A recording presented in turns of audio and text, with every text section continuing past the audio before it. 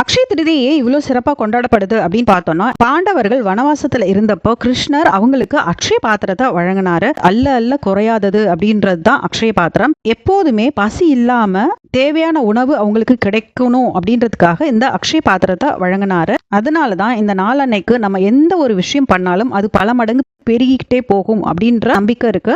அது மட்டும் இல்லாம இந்த நாளன்னைக்கு கிருஷ்ணர் அவரோட உதவிக்காக வந்த ஏழை நண்பரான சுதாமாவுக்கு செல்வத்தை வழங்கின நாளும் இந்த நாள் தான். இந்த நாள் அன்னைக்கு தான் அன்னபூரணி தேவி பிறந்தாங்க.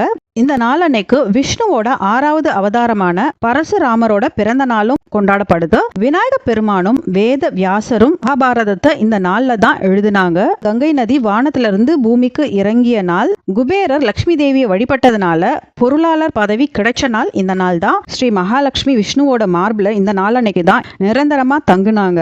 அஷ்டலட்சுமிகள்ல ஐஸ்வர்ய லட்சுமியும் தானிய லட்சுமியும் தோன்றிய நாள் இந்த நாள் தான்.